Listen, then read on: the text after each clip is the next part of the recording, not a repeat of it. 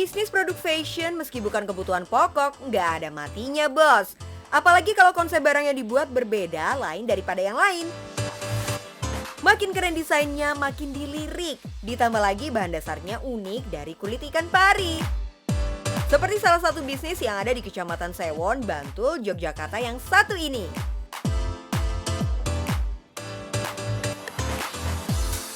Halo bos, saya Dwi dari Pari Raja. Mau tahu cuannya tentang usaha bisnis Pari Raja? Di sini tempatnya. Mbak Dwi ini memang punya minat dengan produk kulit, sampai-sampai nih pendidikannya aja ambil jurusan kulit. Sebagai daerah wisata, emang banyak tuh produk kulit yang diproduksi di Yogyakarta. Nggak heran kalau usaha di bidang perkulitan jadi salah satu bisnis yang menjanjikan. Tapi biasanya sih produk kulitnya ya pakai bahan yang umum-umum aja, kayak kulit sapi atau kulit domba. Nah, Mbak Dwi kok bisa kepikiran ya buat bikin produk dari kulit ikan pari? Kalau untuk konsep Pari Raja, dari awal kan kita memanfaatkan limbah kulit ya. Karena kulit ikan pari itu kan dulu dibuang, jadi belum dimanfaatkan. Kita kuliah di perkulitan, kemudian kita coba, kita proses, kemudian kita olah. Berawal dari tahun 2000, Dwi mulai tertarik memanfaatkan limbah kulit ikan pari menjadi produk bernilai guna. Produk pertama yang dibuat adalah dompet. Sekarang sih varian produknya banyak banget, mulai dari tas, sandal, sepatu, dompet, ID card, ikat pinggang, dan masih banyak lagi. Bahan yang unik jadi nilai jual tersendiri nih bos. Dari segi karakter, kulit pari ternyata juga spesial loh, beda dengan jenis kulit lainnya. Perbedaan kulit ikan pari dengan kulit lainnya ya. Yang pertama karakteristiknya itu kan dia berbeda. Dia ada pasir-pasirnya, kemudian di tengahnya itu ada ciri khas dari kulit ikan pari yang disebut dengan mutiaranya. Kemudian ada juga ketahanan kulitnya. Jadi dia kalau di cutter itu kan tidak bisa langsung sobek gitu ya. Kemudian nilai jualnya lebih tinggi daripada kulit sapi. Dengan modal awal sebesar 2 juta rupiah, Mbak Dwi membeli kulit ikan pari, kemudian dibuat produk dan ditawarkan ke sejumlah kerabat dengan harga sekitar Rp80.000. Setelah beberapa tahun, peminat produk kulit pari ternyata makin banyak. Tahun 2004, Dwi memutuskan untuk merekrut karyawan dan membuka outlet. Pasokan bahan dasar kulit pari yang didatangkan berasal dari sejumlah wilayah seperti Surabaya, Muara Angke, Pekalongan, dan Cilacap. Kulit pari yang didatangkan bukan yang masih basah ya bos, sudah melewati proses penyamakan di daerah asal. Jadi kulitnya udah kering dan siap diolah jadi produk. Kalau untuk pasokannya itu yang banyak kita pari batu halus itu ya bisa sebulan bisa sampai sekitar 500 sampai 1000 lembar. Kulitnya juga udah diawetkan dengan metode crusting. Beda jenis kulit pari, beda juga nih kulitnya. Ukurannya mulai dari 5 inci sampai dengan 10 inci. Oke bos, ini tempat penyimpanan kulit ikan pari dalam bentuk crusting. Nah nanti dari sini akan kita proses untuk produk selanjutnya. By the way, ikan pari bukannya dilindungi ya? Tenang bos, ada beberapa jenis ikan pari yang boleh ditangkap. Nah, kulit yang dipakai untuk bikin produk asalnya dari jenis ikan pari yang aman untuk digunakan. Pertama ada pari batu halus kerikil. Jenis pari ini tekstur kulitnya menyerupai kerikil, volumenya lebih kecil dengan ukuran maksimal 6 inci. Kedua ada jantan atau mondol. Butiran pada kulit lebih besar dengan kisaran ukuran mencapai 10 inci. Ketiga ada kulit pari betina atau cingir. Tekstur kulit jenis ini memiliki butiran besar dengan kisaran ukuran 20 inci. Terakhir ada duri air, karena pola kulitnya mirip dengan duri, volume kulit jenis ini kecil dengan ukuran 7 inci. Jenis kulit pari ini nih yang paling mahal. Selain memiliki outlet yang memasarkan produknya, Dwi juga menjalin hubungan dengan sejumlah reseller. Setidaknya ada 8 reseller untuk membantu penjualan produk. Produksi pembuatan kerajinan dari kulit ikan pari dibagi menjadi beberapa tahapan. Pertama, pembuatan pola. Setelah pola dipotong, berikutnya pewarnaan. Khusus untuk tahapan ini biasanya menggunakan teknik spray agar hasil pewarnaan lebih maksimal. Warna-warna yang dipilih kebanyakan sesuai dengan selera konsumen. Terakhir baru deh urusannya para penjahit.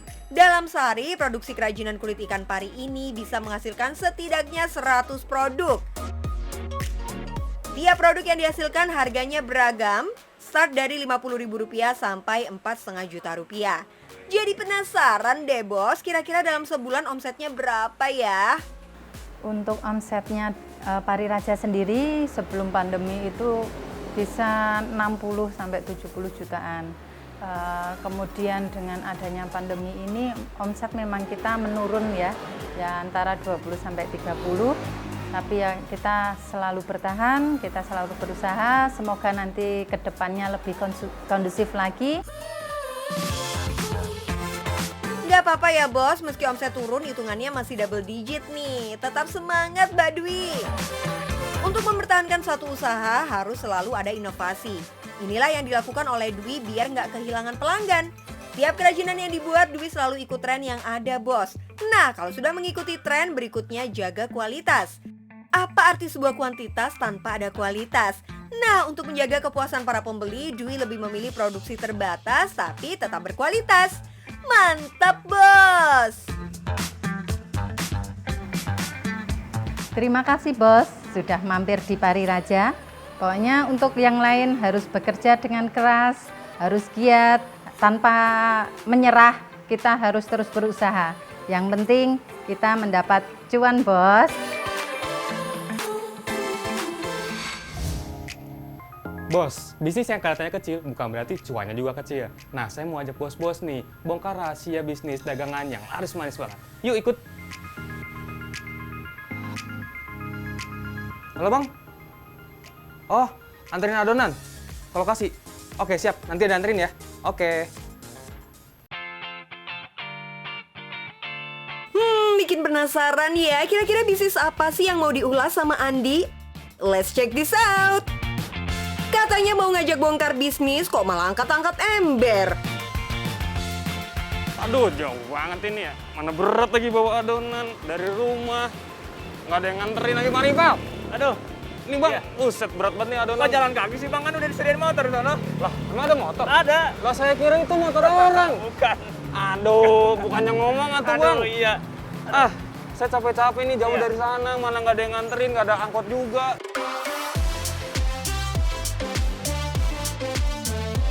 Ini dia bisnisnya bos, pancong lumer. Makanannya sih boleh jadul, tapi belakangan ini kue pancong mendadak jadi favorit banyak pencinta kudapan. Ngambil pancong emang bikin nostalgia ke masa kecil ya bos, karena bikin orang bisa ngelepas kangen. Gak heran jajanan receh kayak gini bisa menghasilkan cuan berlimpah.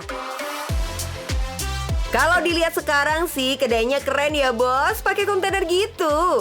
Kekinian banget deh pokoknya. Awalnya sih usaha pancong lumer ini dimulai dengan jualan gerobakan.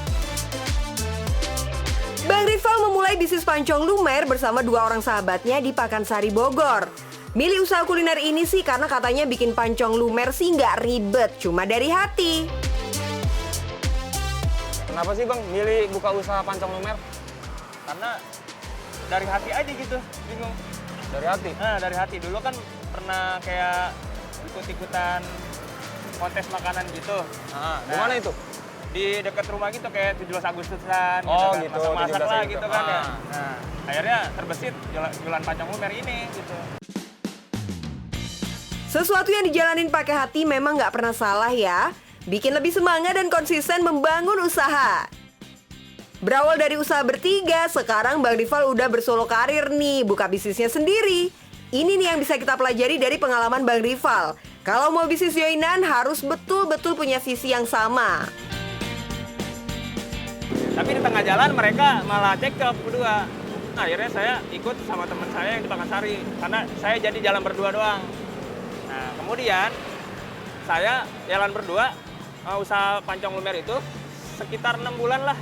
Saya cekcok dengan teman saya ini. Gitu. Akhirnya saya tinggalin, saya punya modal, saya punya motor satu, itu saya jual mas.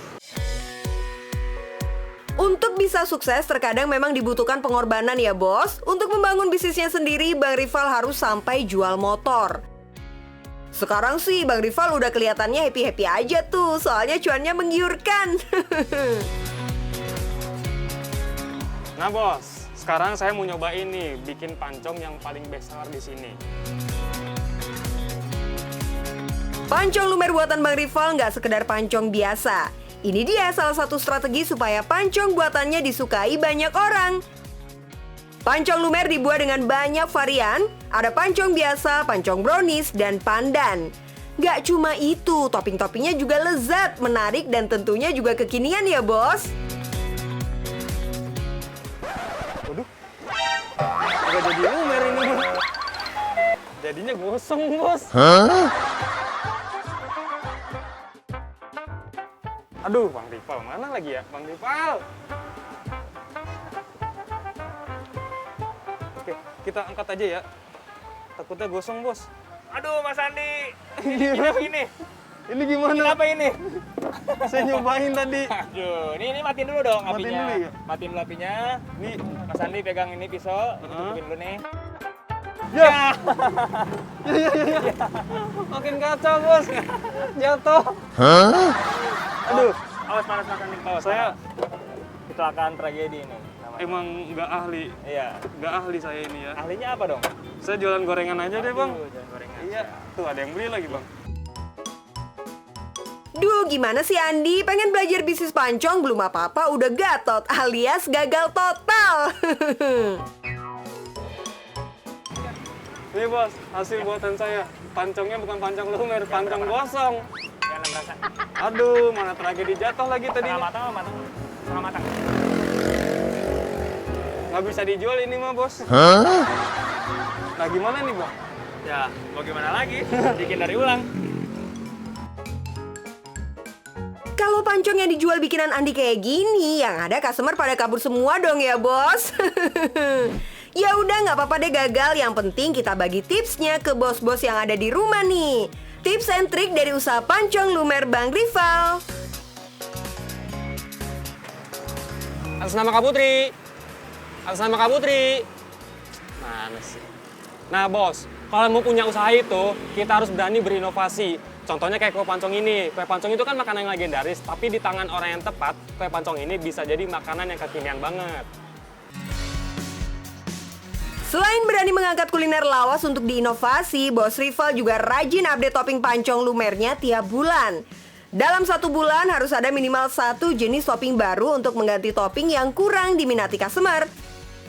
Konsep jualannya juga harus diperhatikan ya bos. Bang Rival termasuk yang ngikutin tren nih. Rival pakai kontainer untuk menarik customernya.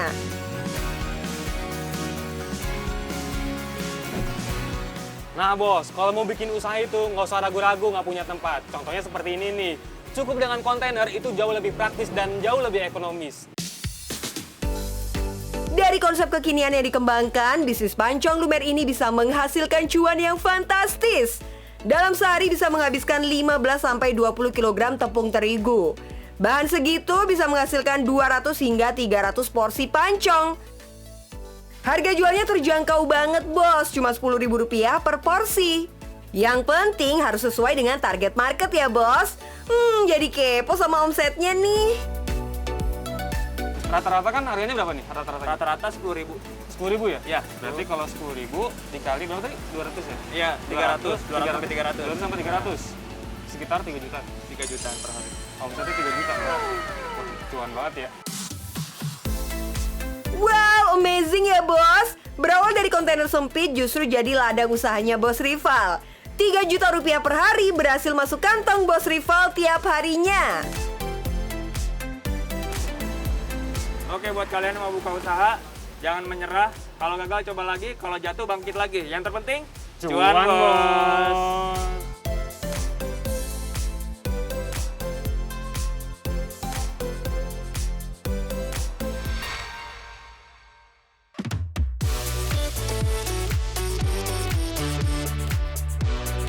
Zaman now kita tuh wajib memanfaatkan peluang ya bos.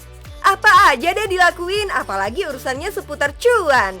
Ide bisnis kali ini kita bakalan bikin salah satu hidangan dengan rasa yang endul. Ada paket rice bowl ayam panggang Arab nasi kebuli. Biar makin kece, menu ini juga bisa disulap menjadi paket hampers. Pasti sudah pada penasaran kan? Halo bos, saya Chef Ari dari Horizon Ultimaris Malioboro, Yogyakarta. Kali ini saya akan memberikan satu ide bisnis, nama olahannya ayam panggang Arab dengan nasi kebuli. Untuk bahannya terdiri dari 1 ekor ayam dengan harga Rp37.000, bumbu basmati Rp20.000 dan pelengkap Rp20.000. Terakhir ada beras basmati setengah kilogram dengan kisaran harga Rp15.000 dan wadah makanan seharga Rp4.800 per 12 item. Berarti modal yang harus disiapkan sekitar Rp96.800 ya bos. Di depan saya sudah ada bumbu-bumbu yang siap nantinya akan kita bikin marinasi untuk olahan ayam ini. Pertama-tama kita campurkan bawang putih. Kita mulai dengan menyiapkan bumbu marinasi.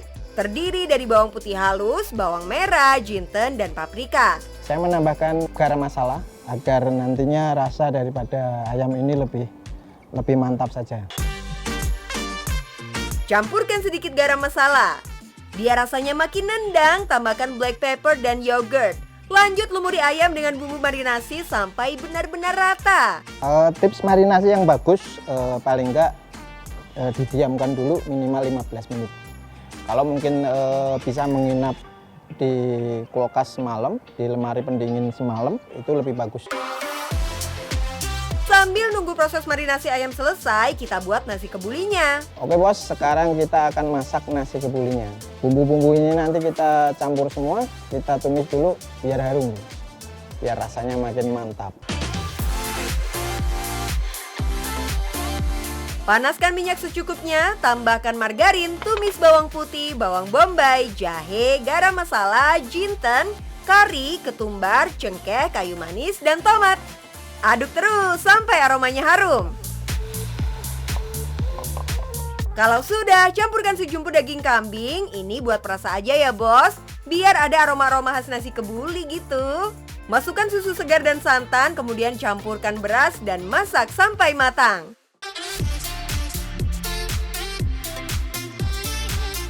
Next, siapkan ayam yang sudah dimarinasi, beri tambahan bawang bombay dan daun bawang.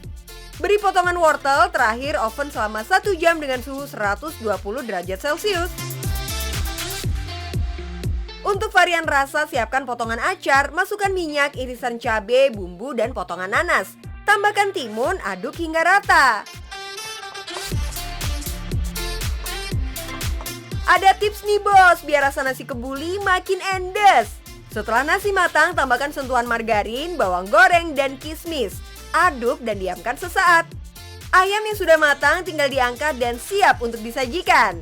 Untuk rice ball, satu ayam ini tadi bisa dipotong jadi 12 potong. Ayam yang sudah dipotong udah bisa dikemas. Siapkan bowl, masukkan nasi kebuli dan potongan ayam, tambahkan acar. Sementara untuk hampers, masukkan 1 ekor ayam panggang Arab dengan sejumlah kondimen. Tada, hampers pun jadi bos. Oke bos, olahan kita kali ini telah selesai. Ini ada hampers, ini kalau mau dijual bisa 150 hingga 200 ribu. Dan yang untuk kemasan rice ball, ini bisa dijual dengan harga 20 hingga 25 ribu. Untuk paket rice ball saja, kalau 1 ekor ayam diolah menjadi 12 porsi dengan harga jual Rp20.000 per porsi, sudah menghasilkan Rp240.000 bos. Sementara untuk hampers bisa dijual Rp200.000 per paket. Jadi bos, kalau dikurangi modal awal saja, keuntungan yang didapat sudah mencapai 100%. Ini sih benar-benar ide bisnis yang menjanjikan bos. Tetap semangat, tetap kreatif ya bos, apalagi kalau bukan demi Cuan bos.